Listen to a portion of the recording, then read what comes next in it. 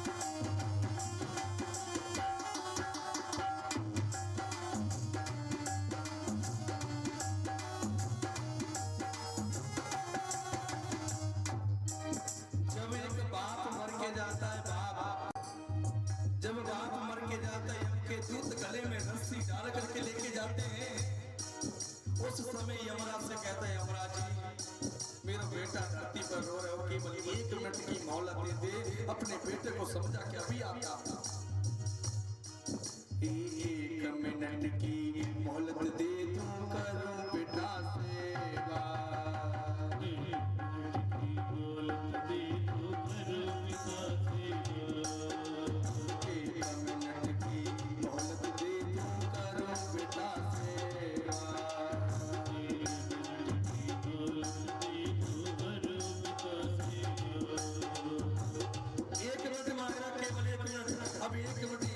सोची चलो कोई बात नहीं, जीवन में कोई काम अच्छा नहीं करो, 1 मिनट में सब काम कर ले।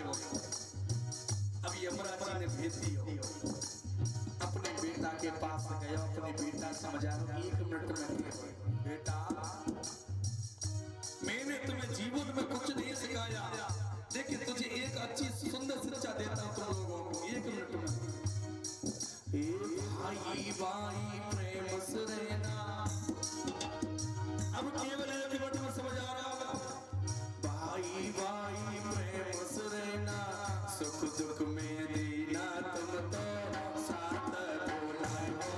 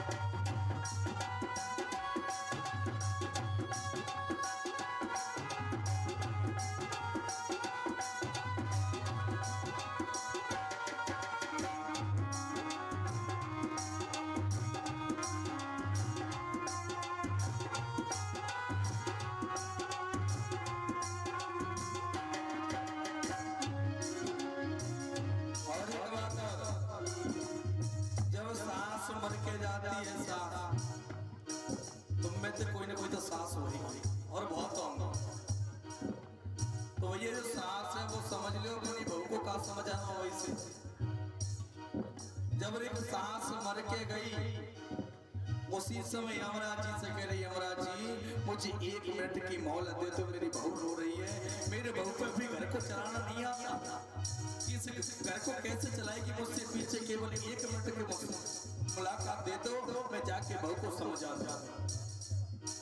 1 मिनट की मोहलत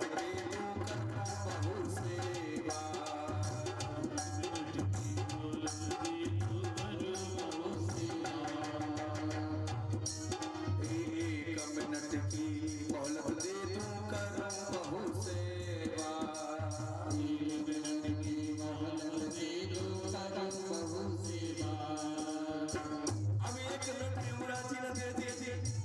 अभी 1 मिनट दे दी तो अपनी 1 मिनट में बहू को क्या समझा रही है सास आकर के, ए मेरे तो मारो धर्म निभाए दो। मैं भी एक दिन इस घर में बहू बन के आई थी, मैं भी इस घर में एक दिन बहू बन के आई थी, मैंने तो अपना धर्म निभाया था, तेरी बात है। ए मैंने तो मारो धर्म निभाए दो, छोड़ी के यो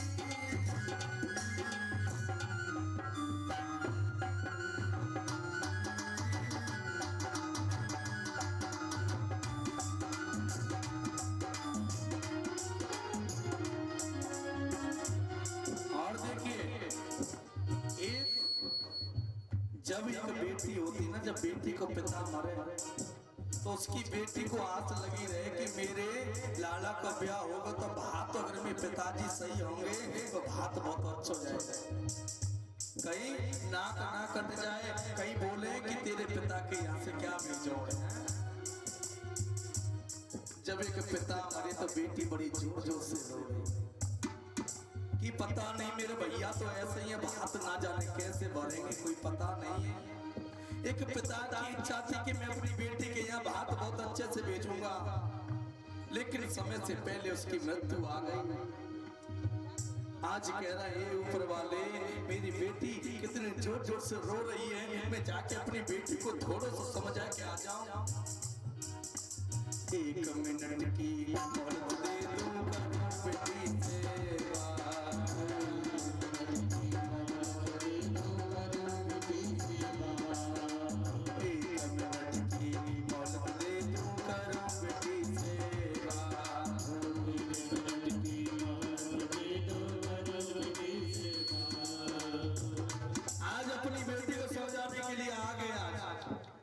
अपनी बेटी को समझाने बेटा तो चिंता ना कर, मेरे तो मन में बहुत थी कि तेरा हाथ में भरवाऊं, लेकिन क्या करूं ऊपर वाले ने पहले मेरे को बुला लिया। आज बेटी को समझा रहे हैं, ये मन की तमन्ना मन में रह गई, ये मन की तमन्ना मन में रह गई, पीड़ा भरे गो तेरा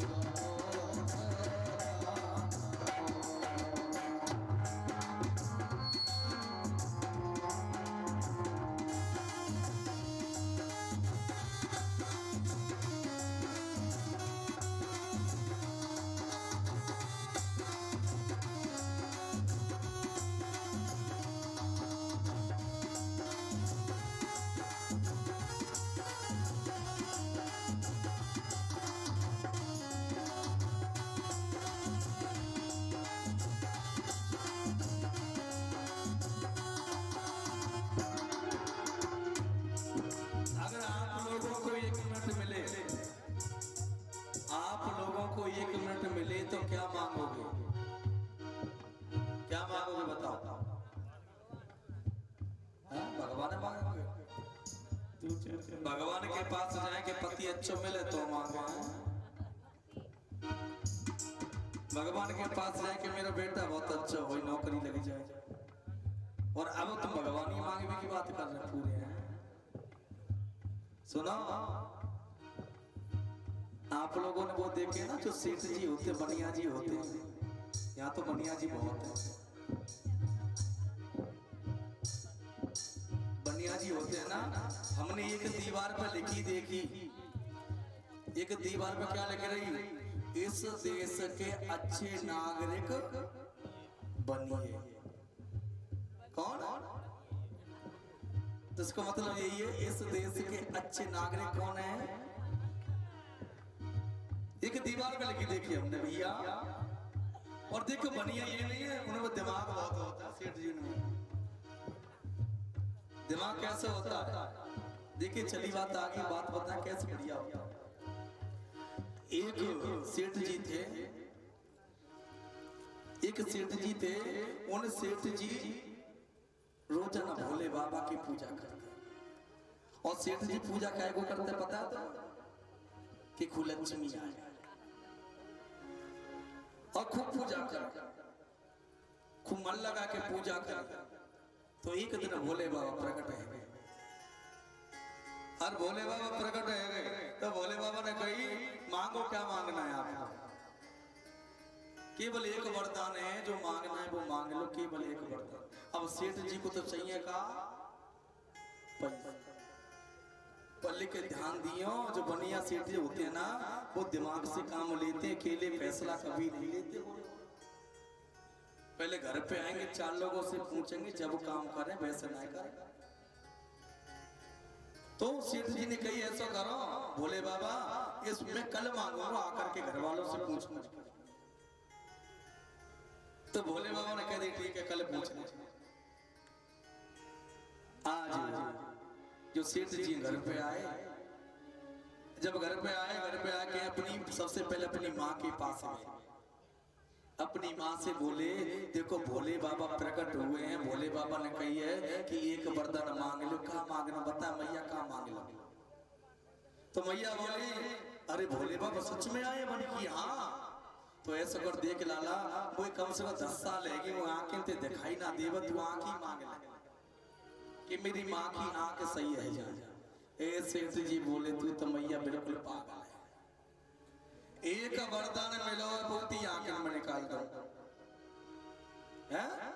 अब तो थोड़े दिन तो वैसे ही रही है, आंखें में वरदान खराब कर दी। अब मैया से पूछ के अब आगे बढ़ गए, अपनी पत्नी के पास पहुंचे, अपनी पत्नी से कह रहे, बताओ भोले बाबा प्रकट रहे हैं और एक वरदान की कहिए, काम आगे लूं बताओ। बनी ऐसा करो, देखो भाई ब्याह है, 8-9 साल है गई, लेकिन कोई संतान ना है, तुम एक संतान ही मांग रहे भोले बाबा थे। अरे तू बिल्कुल पागल है, जा एक संतान के चक्कर में एक वरदान खराब कर दूं, और मुझे तो चाहिए पैसा धन। अब सोच ले, जब कोई उपाय ना आयो, जब अगला दिन हुआ फिर पूजा करने पहुंचे, बड़े दिमाग से काम लियो बनिया।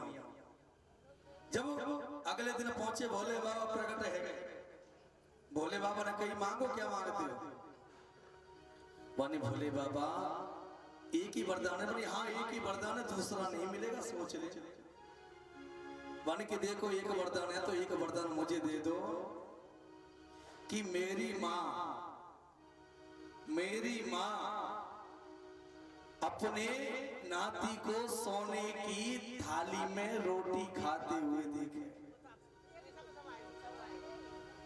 मेरी माँ अपने नाती को सोने की थाली में रोटी खाते हुए, और देखो सोने की थाली पैसों मिल गया, बेटे वो है गोबा की माँ को दिखना भी चालू। जब तो कहते सेठ जी बनिया बड़े चालू है, ध्यान रखिए एक ही चीज में सब कुछ मांगे, और हमारे घर बहुत जल्दी एक ही बार में फैसला कर देते हैं। कोई भी काम करो तो सोच समझ के करो। ऐसी तुम्हें 1 मिनट मिल रही है, यहाँ पे क्या मांगना चाहते हो?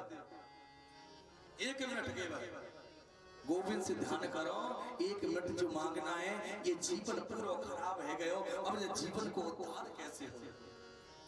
कि 1 मिनट की मोहलत दे दूं, करो कन्हैया से बात। 1 मिनट की मोहलत दे दूं, करो कन्हैया से बात। 1 मिनट की मोहलत दे दूं, करो कन्हैया से बात। 1 मिनट की मोहलत दे दूं, करो कन्हैया से बात। ये जीवन मेरा बीत गया है,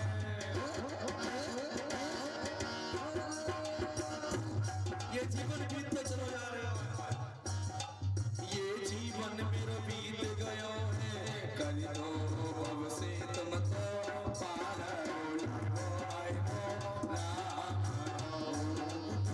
सदा से आया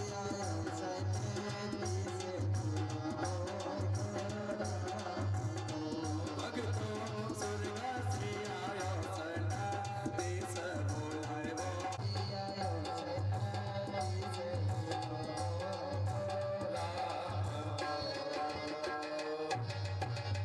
बोले रामचंद्र भगवान की। गोविंद हमारे जीवन को भवसागर से पार, ये जीवन बार बार मिल भी बार ना आए, ये जीवन बड़े कष्ट से मिलता है। 84 लाख योनि भोग करके तुम्हें ये जीवन मिला है। 84 लाख जन्म होते हैं तुम्हारे, कितने? 28,000 प्रकार के जीव जंतु कीड़े मकोड़े जो घूमते, इसमें जन्म लेना पड़ता है। 33,000 प्रकार की वनस्पति इन सब में जन्म लेना पड़ता है। 29,000 प्रकार के जल में रहने वाले जीव, इन सब में जन्म लेना पड़ता है। जब हमें ये इंसान को जन्म, और फिर भी हम इस जीवन को बेकार किए जा रहे। तुम्हें पता है सबसे बड़ा नरक कौन सा होता है? नरक, सबसे बड़ा नरक होता है माँ का गर्भ। कैसे नरक होता है? उस समय जब जीव माँ के गर्भ में होता है, उस समय उल्टा लटका रहता है, पैर ऊपर को होते, सिर नीचे को होता है। और आपको 1-2 घंटे उल्टा लटका दिया जाए, कौन रह सकता है बताओ? वो 9 महीने तक रहता है। और ऊपर से अगर माँ थोड़ा भी कोई भी मसाले वाली चीज खा ले, ऑयली चीज खा ले, तो बच्चे को जलन होने लग जाती है।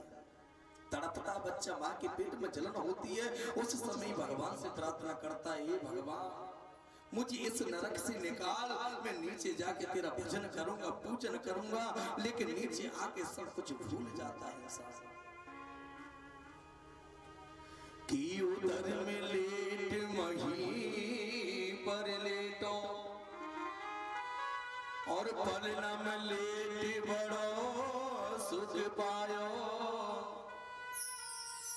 और ब्याह हो भयो तिरिया संग लेटो, और लेटत लेटत नाया गायो, और क्षीर सागर में लेटन हारे को,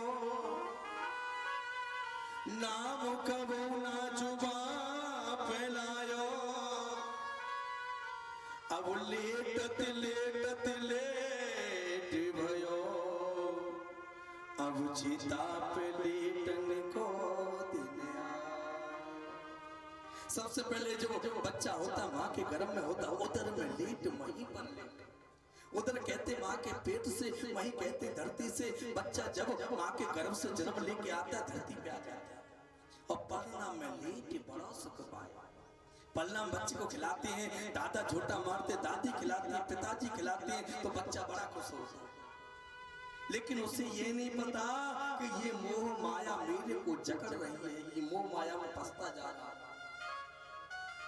ब्याह भयो तिरिया संग लेटो। तिरिया क्या है? ये संसार। इस संसार में इतना कमायो, इतना खेलो, इतना कूदो, लेकिन भगवान को नाम कभी जुबान पे लेकर के नहीं आया। क्षीर सागर में लेटना हारे को कबो नाम ना जुबान पे लाया। क्षीर सागर में कौन है? विष्णु भगवान। उसको नाम एक जुबान पे लेके कभी नहीं आयो। अब लेटत लेटत लेट भयो, अब चिता पे लेटन को दिन। अब अंत समय आ गयो, जैसो करो, जैसो जीवन में कुछ नहीं कियो, जैसो आयो वैसो चल दियो। पूरे जीवन को खराब कर। जीवन को हमें खराब नहीं करना बल्कि बनाना है। आज ऐसे ही भरत जी है, भरत जी की बुद्धि खराब होगी, उस बच्चे में मोह फंस गया, उस बच्चे में मोह फंस गया। आज मोह की वजह से दो चार माला भगवान के नाम की फेरते वो भी धीरे धीरे बंद हो गई। आज जब माला बंद हुई है, एक दिन क्या हुआ, आज हिरण का बच्चा है, एक हिरण का झुंड उसी कुटिया के किनारे से निकलो। आज वो हिरण का बच्चा उस हिरण के झुंड के साथ में निकल गया।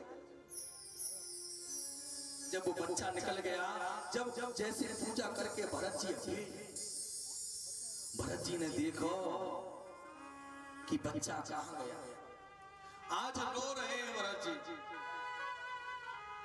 आज रोने लगे भरत जी कि जिसके साथ में खेला कूदा, आज वो बच्चा कहाँ गायब हो गया। आज बच्चा नहीं मिला तो पता है भरत जी ने रोते रोते अपने प्राणों को त्याग दिया है। आज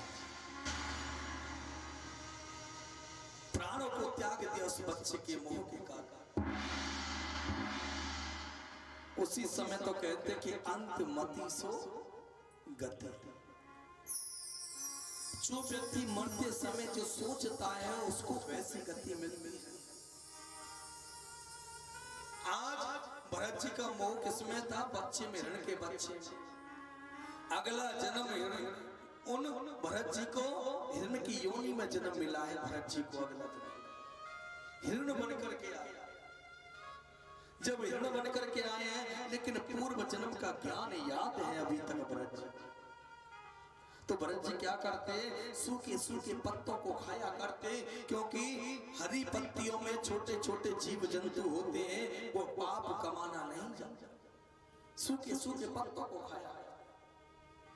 एक दिन क्या हुआ, कौतूहलवश उस जंगल के अंदर आग लग गई।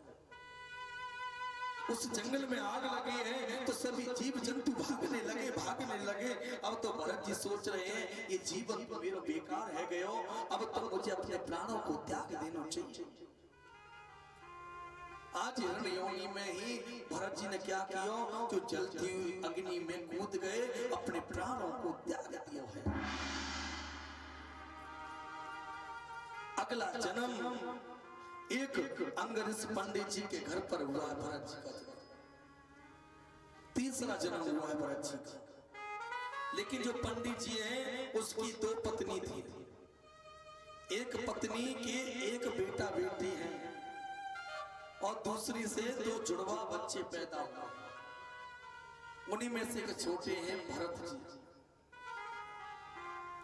बड़े सुंदर है, लंबी काटी है, बड़े सुंदर दिखते हैं भरत जी। धीरे धीरे भरत जी जब बड़े होने लगे तो पिता सोचने लगो कि ये मेरा बेटा बड़ा हो करके ये मेरी जजमानी को संभाल लेगा। मेरे जो जितने भी जजमान हैं, पूजा पाठ का काम है, इन सबको मेरा बेटा किया करेगा। एक दिन एक मंत्र लिख के दियो, गायत्री मंत्र, बेटा ले इस मंत्र को जाकर के तू याद कर ले। अब भरत जी सोच रहे, अगर मैंने आज इस मंत्र को याद कर लियो तो कल पिताजी दूसरों मंत्र देंगे, परसों तीसरों देंगे, ऐसे इस संसार में फिर फंस जाऊंगा। आज कई दिन हो गए लेकिन भरत जी ने मंत्र को याद नहीं किया। पिताजी ने कही, बेटा मंत्र याद हुआ? मना। उसी समय पिताजी बोले, तू तो बिल्कुल से नालायक है, कोई भी काम तेरे से नहीं होता, एक मंत्र तेरे से याद नहीं हुआ। निकाल दिया घर से बाहर। बन जाओ, मेरे खेत है ना, खेतों की रकमाई करो जाकर के, तुम किसी लायक नहीं है। लेकिन भरत जी कैसे थे, कोई भी शब्द पलट के जवाब नहीं देते थे, किसी से चुप रहते, जो जैसा बोलता वैसा भरत जी कर। आज खेतों पर पहुंच गए भरत जी। जब अनाज बोते हैं ना, उस समय जो चिड़िया होती हैं या पंछी होते हैं वो अनाज को खाने के लिए आते हैं। भरत जी से कही, जाओ जाकर के चिड़िया को उड़ाओ खेत में से जाकर। लेकिन क्या करें, जैसे भरत जी खेत में से चिड़िया को उड़ाने के लिए गए, अब सोचने लगे कि ये चिड़िया राम जी की है और हम राम जी के हैं। अगर मैंने चिड़िया को उड़ाया तो मुझे पाप लगेगा। अब क्या करें भरत जी, दूसरे खेतों में से भी चिड़िया को उड़ा उड़ा के अपने खेत में कर रहे हैं। और तुम क्या करोगे, तुम चिड़िया को, गैया को, कुत्तों को खूब डंडा से मारते हैं। चिड़िया भी करने लगे और कहा कह रहे भरत जी, पता है कि राम ही की चिड़िया राम ही को खेत, राम ही की चिड़िया राम ही को खेत, खाओ चिड़िया भरे भरे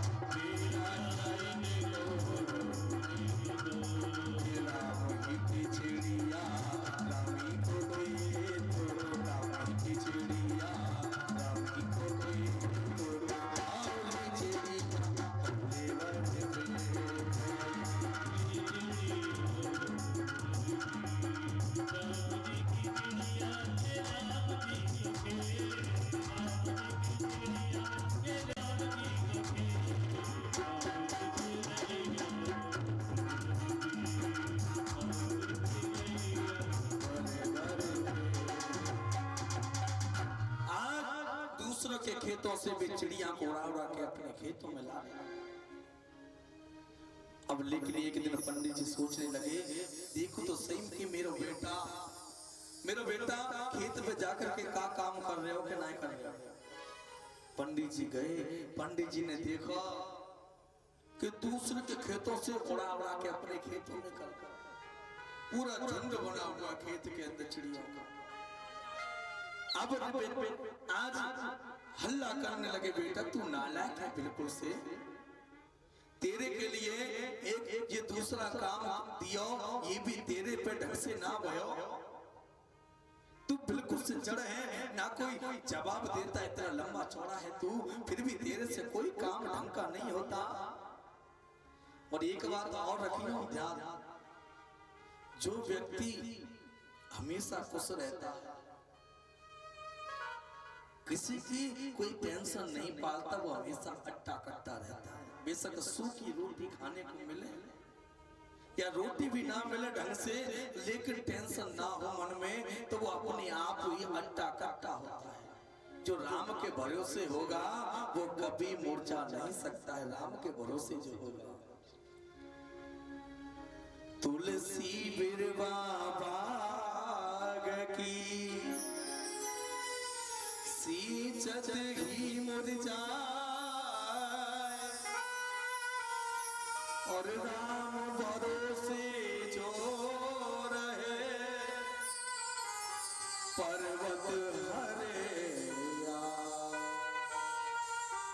राम के भरोसे जो रहेगा पर्वत के समान डटो खड़ो रहता है हर समय।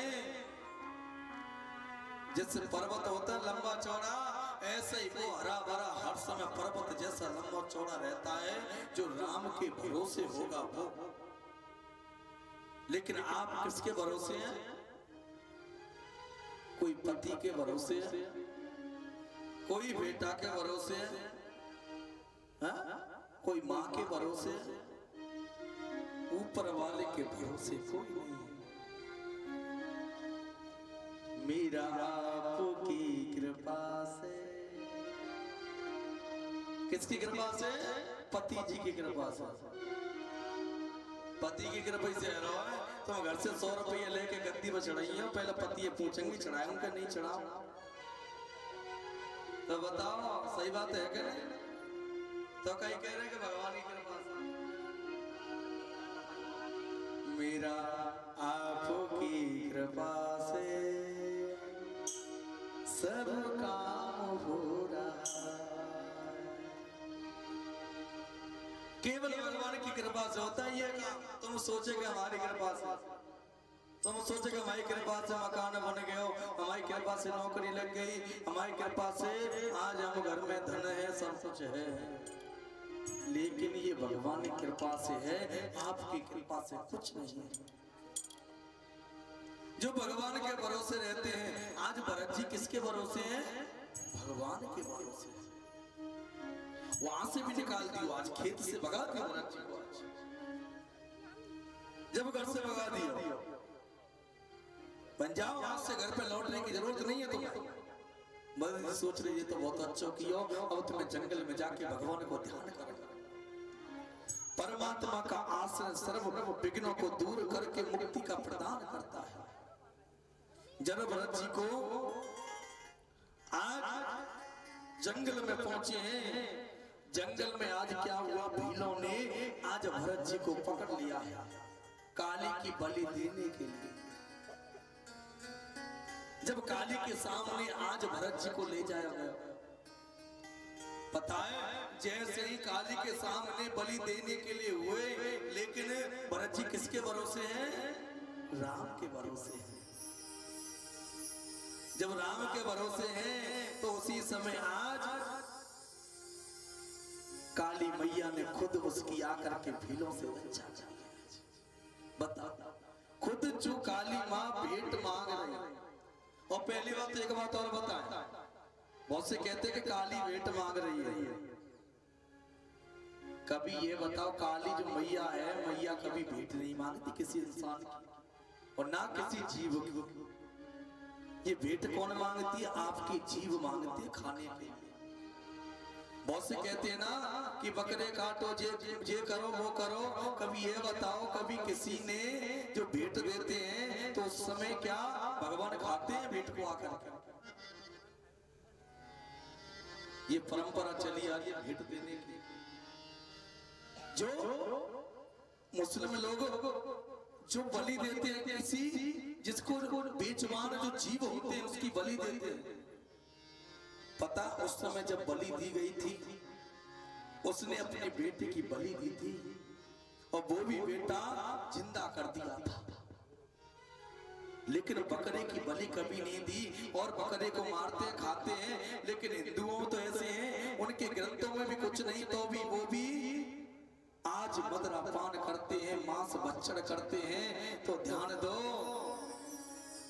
इनका क्या होगा जिंदगी में आगे जाकर। तो हमें कभी भी ये मांस भक्षण इन चीजों से दूर रहना चाहिए। हमें कभी भी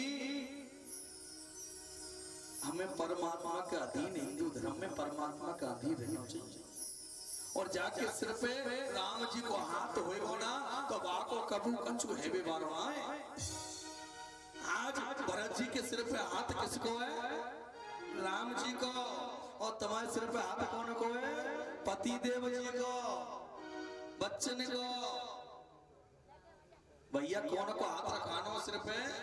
ठाकुर जी को, राम जी को, और जब ही काम आएगा बच्चा पति जब तक साथ देंगे, जब तक तुम्हारे शरीर में प्राण है, जब तक धरती पे है, जब तक साथ देंगे, उसके बाद कोई साथ देने वाला नहीं है।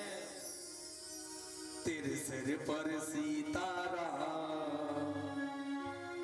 तेरे सिर पे सीताराम को हाथ होगा ना, फिक्र करने की जरूरत नहीं है जिंदगी में कभी भी। तेरे सिर पर सीताराम, फिक्र फिर क्या करना।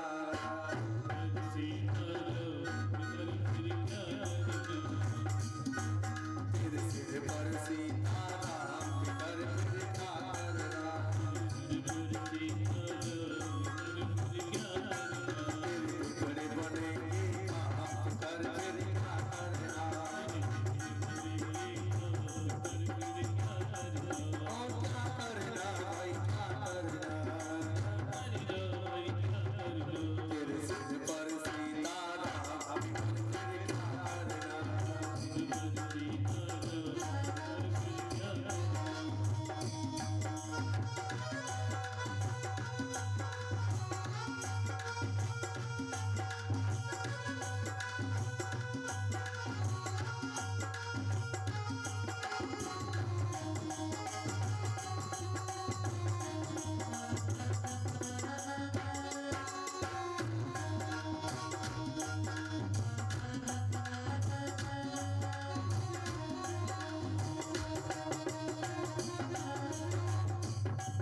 एक बात और, जो राम कथा सुनता है, पढ़ता है, जो राम कथा को, उसके सहायक हमेशा कौन रहते हैं? बजरंगबली, जो राम कथा को सुनते हैं। जब राम जी की कथा हो रही हो तो बजरंगबली पहले आ जाते हैं। जो जन राम कथा सत्संगी, जो जन राम कथा सत्संगी, उसके सहायक श्री बजरंगी। अतुलित बल खाना, ऐसे नहीं ऊपर हाथ करके, लंबे लंबे हाथ करके सभी। अतुलित बल खाना, फिक्र फिर क्या करना। तेरे सिर पर सीताराम, फिक्र फिर क्या करना। बोल रामचंद्र भगवान की।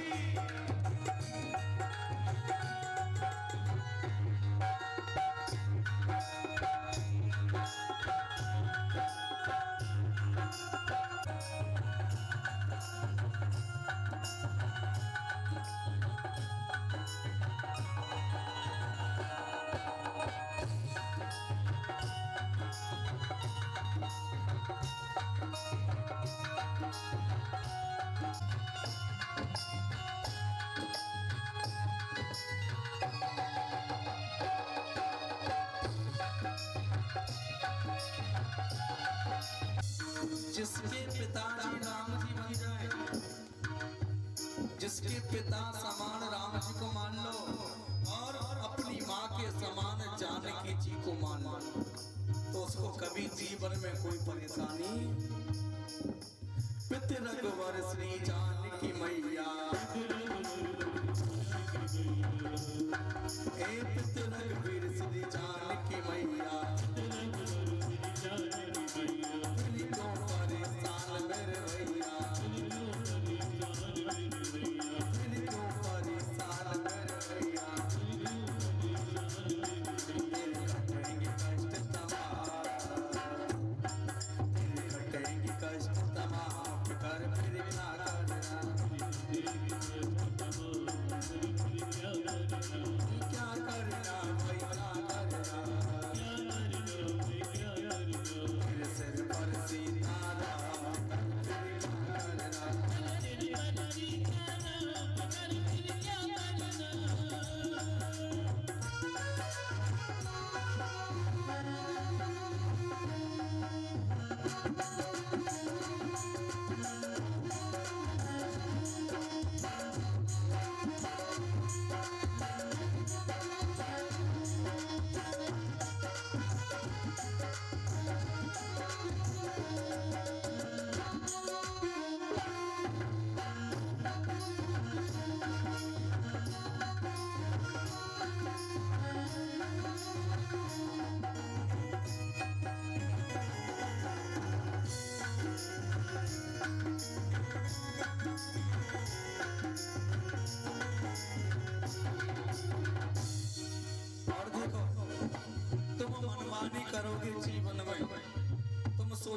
हम करेंगे वैसा हो।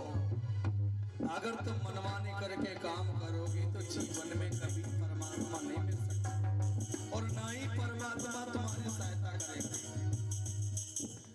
अगर तुम मनमानी करोगे, अगर तुम मनमानी करोगे, शरणागत नहीं पीर हरेंगे, शरणागत नहीं पीर हरेंगे। और क्या होगा जब बिगड़ जाता है तो भगवान को दोष देते कि भगवान ने मेरे संग अच्छा नहीं करो। होगा बिरद बदनाम, होगा बिरद बदनाम, फिकर फिर क्या करना, क्या करना भाई क्या करना। दिल से बरसी धारा, फिकर फिर क्या करना।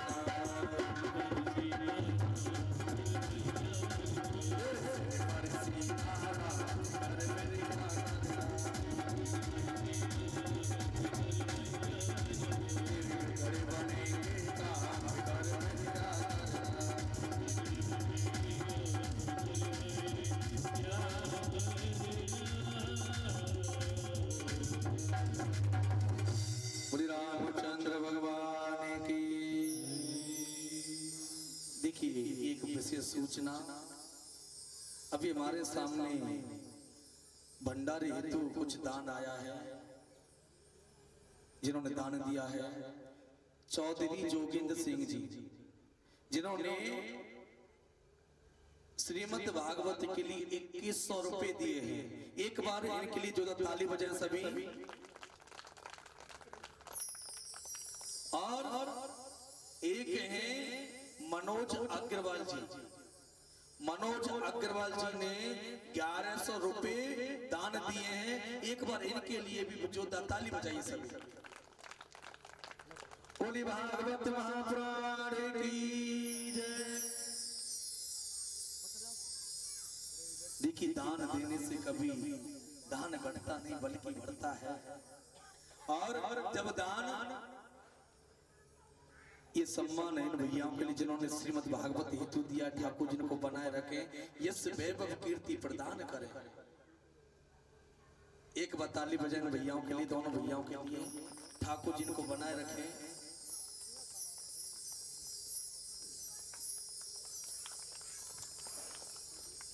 और देखिए बता रहे भागवत है ना, भागवत सबकी है। जो सहयोग जो करना चाहें श्रीमद् भागवत में अपना सहयोग करें, ये आपसे विशेष निवेदन। श्रीमद् भागवत सबकी है, सब जैसा सहयोग करें कर सके। बुलवा के बिहारी लाल की। आज देखिए जैसे ही आज काली मैया ने श्री भरत जी की रक्षा करी है, जब भरत जी की रक्षा करी है तो उसी समय आज जो भगवान की अधीन है, आज मार्ग में जा रहे थे, पता नहीं भरत जी को कहां जाना है कहां नहीं जाना। आज जा रहे हैं, मन से चाह चिंता सबको मिटा दिया। आज मार्ग में जाकर के आज बियाबान जंगल में आज एकांत जगह देख करके आज उसी समय भरत जी समाधि लगा करके बैठ के भजन करने के लिए उसी मार्ग से रोजाना राजा रघुगर जाता था सत्संग सुनने के लिए। राजा रघुगर सत्संग सुनने के लिए जाता था, अपने चार कार उनको उठा करके लेके जाते, पालकी में बिठा करके। आज राजा रघुगर उसी मार्ग से जा रहा है। रास्ते में जंगल में क्या हुआ, उनका एक काहर पालकी उठाने वाला घायल हो गया। जब पालकी उठाने वाला घायल हुआ है, उसी समय वो काहर बोला महाराज अब मेरे पे चला नहीं जाता। उसी समय राजा बोला आप ऐसा करो, ये सब मेरा राज्य है, जो भी व्यक्ति मिल जाए उसको पकड़ के ले आओ। उसी समय आज काहर गए, काहरों ने देखा कि बगल में वही भरत जी तपस्या कर रहे हैं। बड़े लंबे चौड़े अट्टे कट्टे भरत जी जब भरत जी को देखो, आज पकड़ लियो, चलो तुम्हें राजा साहब की पालकी को उठाना है, आज पकड़ के लेके आए। लेकिन वो किसी से कुछ बोलते नहीं थे बिल्कुल। जब पकड़ के लेके गए और जाकर के कही कि तुम्हें ये पालकी उठानी है, आज पालकी में लगा दी। लेकिन भरत जी को एक सिद्धांत रहा हमेशा कि जब भी वो चलते थे वो जमीन को देख करके चलते थे। जमीन को देखना मतलब जो संत होते हैं ना, वो संत हमेशा नीचे को झुक करके चलते, जमीन को देख के कि नीचे कोई छोटा मोटा जीव जंतु पैर के नीचे ना आ जाए। तो आज देख के चल रहे हैं। जब देख के चलने लगे, उसी समय देखा कि भरत जी ने पैरों के नीचे चींटी आने वाली है, तो 2 कदम उछल गया। जब पालकी चलाने वाला उछलेगा तो पालकी में बैठने वाला भी उछलेगा। आज राजा का सिर जाके बल्ली से लगाए ऊपर। राजा ने कही कौन है, ढंग से चला नहीं जाता। और कहा बोले महाराज ये नया आया है ना, नया, ये गड़बड़ कर रहा सब कुछ, इसमें चला नहीं जाता। जिस वाले गड़बड़ कर रहे हैं, तो ऐसे ही जो नया आया है ना वो गड़बड़ कर रहा है। उसी समय जैसे ही आज भरत ने फिर भी कुछ नहीं बोले। राजा ने बोला ढंग से चलो, चलना नहीं आता तुम पर। पुनः भरत जी ने कुछ जवाब नहीं दिया, पुनः चलने के लिए लगे। जब चलने के लिए लगे हैं, अब जैसे पैर के नीचे पुनः चींटी आई, भरत जी फिर उछल गए। फिर राजा का सिर जाके फिर बल्ली से लगा। राजा को गुस्सा आ गया। राजा बोला क्या तू मूर्ख है, क्या तू जड़ है, इतना लंबा चौड़ा होकर भी ढंग से चला नहीं जाता तेरे पर ढंग से चला नहीं जाता, इतना लंबा चौड़ा हो रहा, ना जाने कितना खाता होगा। फिर भी इतना कहने पर भी भरत जी ने कोई जवाब नहीं दिया। पुनः फिर आगे बढ़े, आगे जैसे पैर के नीचे फिर चींटी आई, भरत जी फिर उछल गए। फिर राजा का सिर जाके फिर पुनः बल्ली से जाकर के लगा। अब तो राजा को गुस्सा।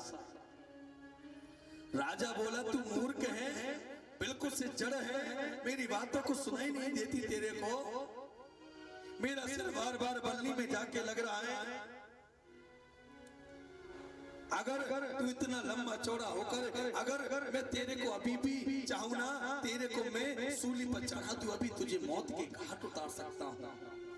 तू जानता नहीं मेरे को। जब ऐसी बातें सुनी, अब तो उसी समय आज भरत जी सोचने लगे, अगर मैंने आज इस राजा को ज्ञान नहीं दिया तो ये दुनिया के लोग क्या कहेंगे। इतना बड़ा ज्ञानी होने के बावजूद भी एक शब्द नहीं बोले। आज उसी समय आज बल्ली रखी हुई है कंधे पर, पीछे मुड़ करके देखा राजा। उसी समय कही अरे राजन, अरे राजन, तुम कह रहे हो कि बिल्कुल से जड़ है, तेरे पर ढंग से चला नहीं जाता।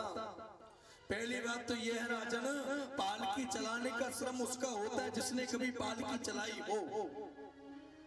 जिसने कभी पालकी को चलाया हो, ढोया हो, उसका श्रम पहला होता है। मैं कभी तुम्हारी पालकी को चलाया नहीं, मेरा श्रम नहीं है पालकी चलाने का। और दूसरी बात तुम बोल रहे हो ना, तुम मेरे शरीर की मरम्मत करोगे। अरे राजन, तुम मेरे शरीर की क्या मरम्मत करोगे। तुम कह रहे हो इतने लंबे चौड़े मोटे हट्टे कट्टे, इतने लंबे चौड़े हो रहे हो। अरे राजन, ये तो शरीर का धर्म है। चौड़े होना, लंबे होना, पतले होना, ये तो परमात्मा की देन है। तुम फिर कैसे कह सकते हो कितने लंबे चौड़े हो रहे हो। अरे राजन, तुम कह रहे हो तीसरी बात, तुम्हें सूली पर चढ़ा दूंगा, तुम्हें मौत के घाट उतार दूंगा। अरे राजन, तुम होते कौन हो मौत के घाट उतारने वाले।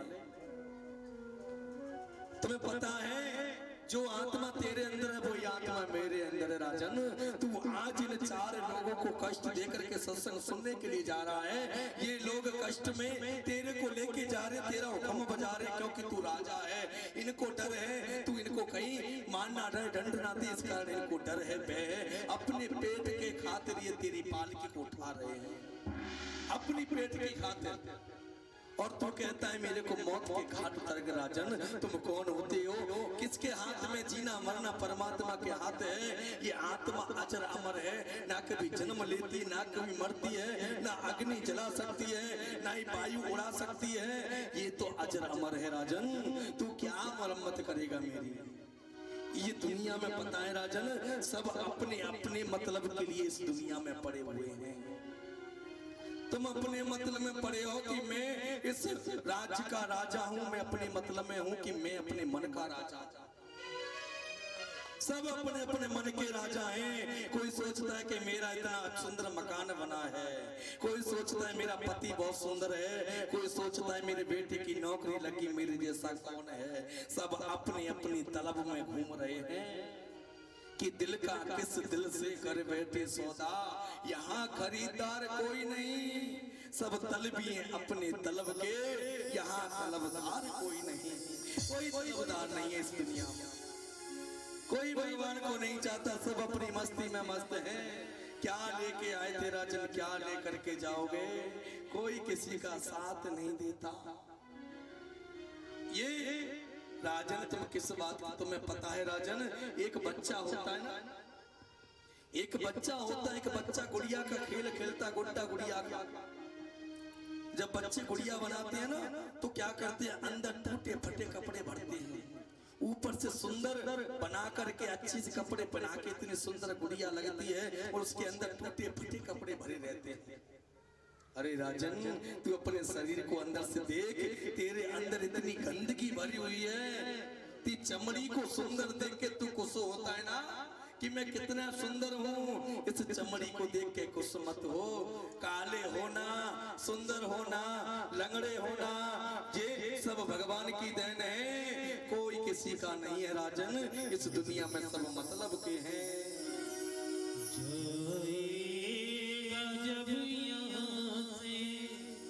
कुछ भी न साथ होगा, 2 गज कफन का टुकड़ा तेरे